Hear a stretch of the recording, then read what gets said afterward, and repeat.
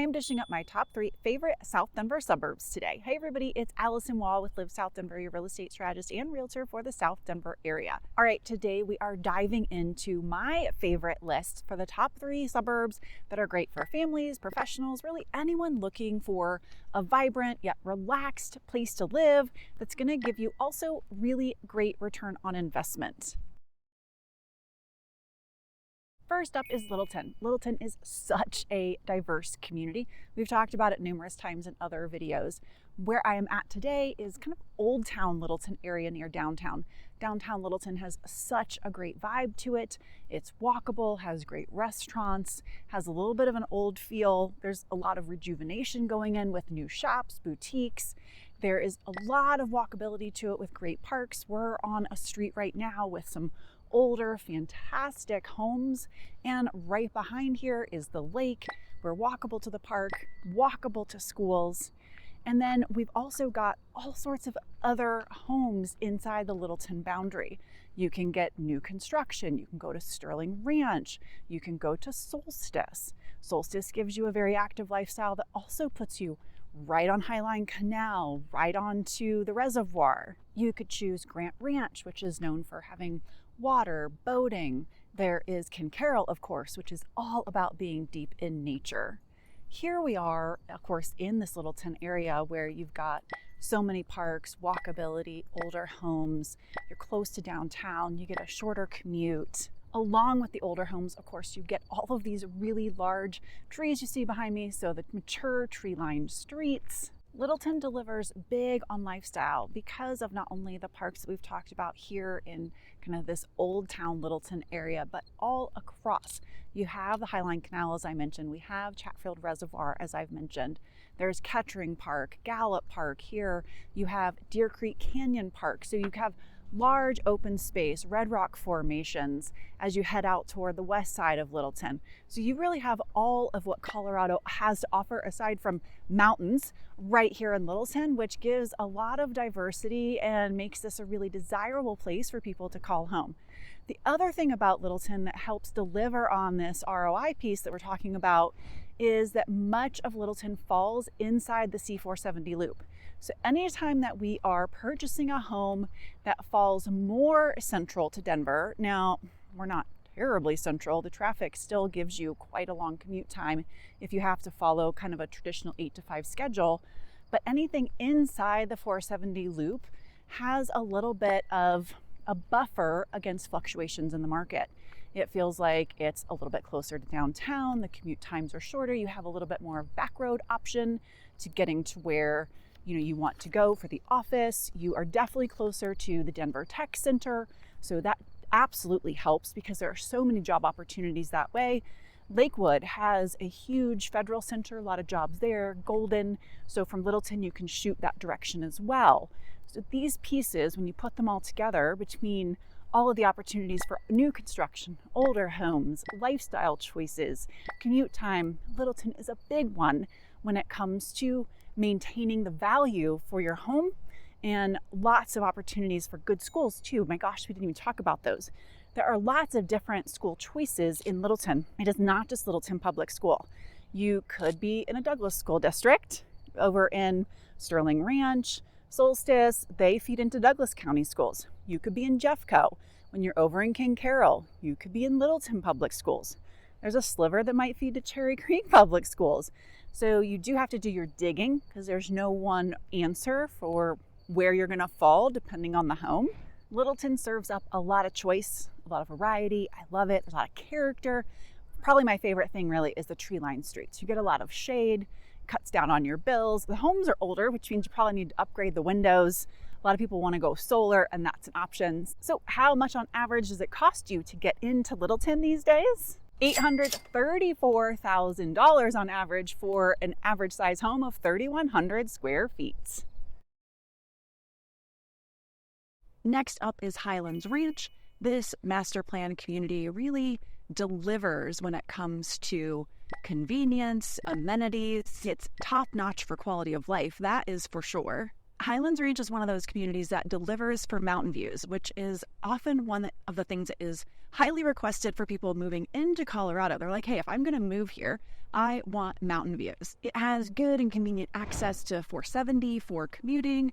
There is a Whole Foods in town. It has pretty good access to a Trader Joe's not far away. There are plenty of grocery stores in Highlands Ranch. You can have your pick.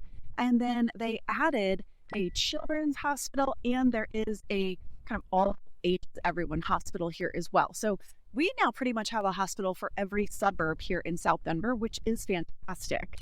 Restaurant access in Highlands Ranch has grown tremendously as well. Most of them are still chains, but there are going to be some that are your local business, small business restaurants, which is awesome too. The 4 rec centers here in Highlands Ranch are a huge selling point because they're part of the HOA dues, which are still well below $1,000 a month. You not only have rec facilities for fitness, there are pools, batting cages, climbing walls, all sorts of amenities, and they're open to everyone within Highlands Ranch and Highlands Ranch only, unless you are bringing a guest. Having all of this as an easy walk out your door with trailheads all throughout the community is such a big part of why people choose Highlands Ranch. It's also dense. It is so easy to access everything you need. It's easy to get to the library. It's easy to get to the store. It is easy to shoot off to get to the highway, and everything is fairly new-ish. I mean, the oldest homes are about 40 years old. The newest homes are about 15 years old. But in the grand scheme of things, when we can look at homes that were built in the 60s or 70s, they're a little bit newer here. Plus, those strong school ratings in Highlands Ranch and Douglas County are a big win for this area.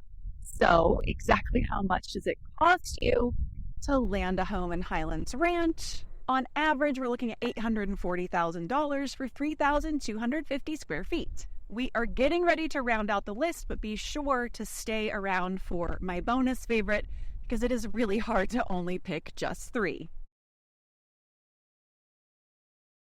All right, welcome to the third spot on my list. It is Centennial. Centennial rises the ranks because of its location inside the 470 belt. It will often give you older homes, not always like these ramblers that are behind me though. So these would be homes built in the 50s, maybe the 60s, but there are plenty of homes built into the 70s, maybe a little later than that, and we get into traditional 2 stories. There are some great videos that I've done that I will share for other neighborhoods here in Centennial, but it is the location that is really the big draw. That location inside the 470 belt speaks to a lot of what is a value driver. It keeps the property values from fluctuating so much when we see rises and dips. That is attenuated because it is closer to downtown. There's a cut down on commute time. Also, with a lot of variety of homes in this area, we'll see that there's a lot of opportunity for investment, rental property. They have good performance. So there is always strong demand in here. So there's a lot of interest in here. You get a lot of good turnover, a lot of good pace.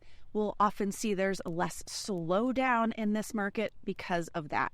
Location will drive high rental demand.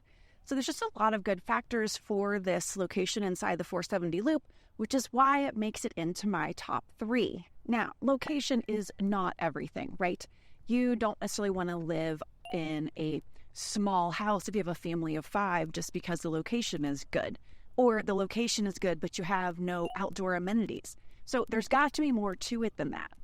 Centennial delivers on bigger houses. We just talked about that. There are certainly communities that offer bigger homes, more bedrooms, outdoor space. And I'm walking over to a fantastic park right here, and there are more open spaces just like this one. So we're at DeCoven Park.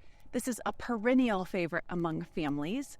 There is a stream in here. My kids used to come and catch little snakes and crawdads and pollywogs and all sorts of things with their friends.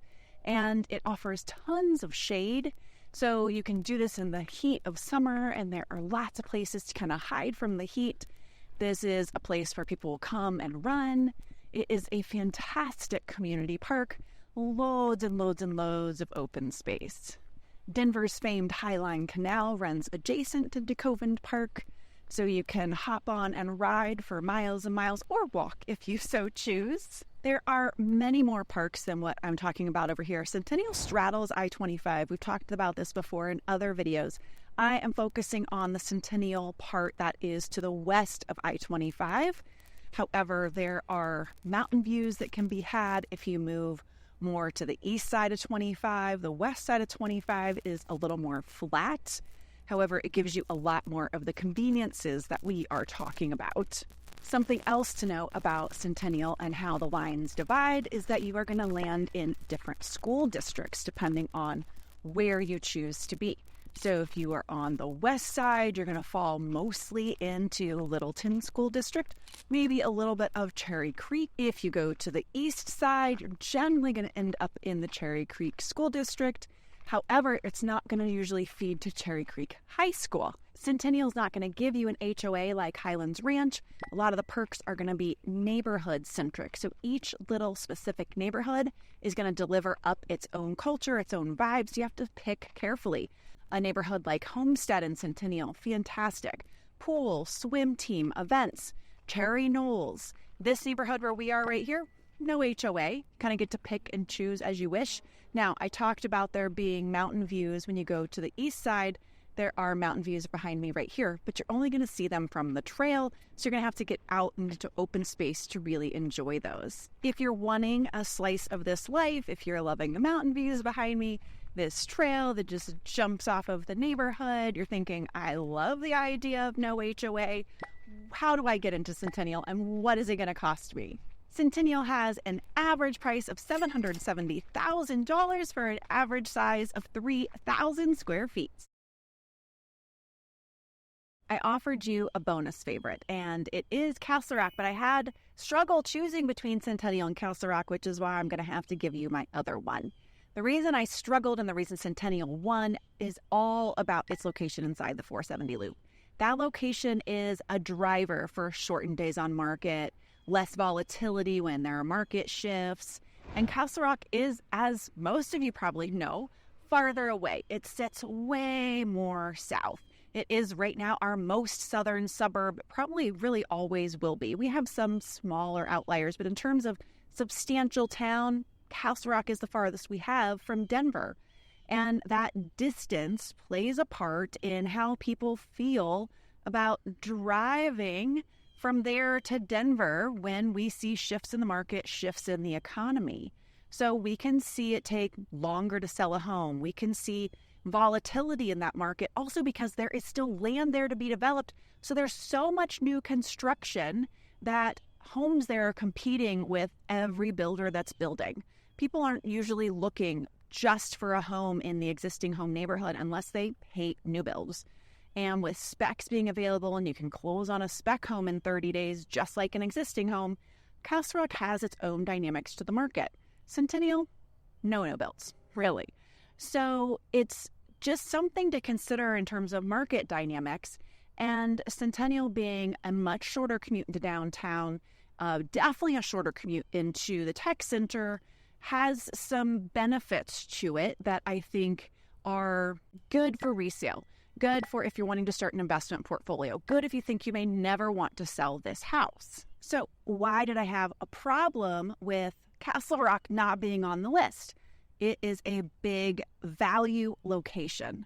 Castle Rock delivers big time in terms of amenities, in terms of lifestyle, convenience. It has everything you need in a really tight location and a tight radius. You kind of don't need to leave Castle Rock for anything. It's very family friendly, has a great downtown core, it has a culture and a feel that people like. It is one of the most Colorado feeling locations that you could have in kind of the Denver metro area. You have a choice of new construction. You have a choice of existing homes. People moving here are often asking me for a place that has an identity, a place that feels like a town, that has festivals, that has events, that has restaurants that aren't all chain restaurants, but aren't too far from home, so they have easy and quick date nights. I always think of Castle Rock when they ask these questions. Castle Rock also delivers on Douglas County schools, which have very strong ratings. And you get all of that for an average price of $822,000 and an average size of 3,650 square feet. So biggest house for second lowest price. Only Centennial beats it on price, but the average size in Centennial is only 3,000 square feet.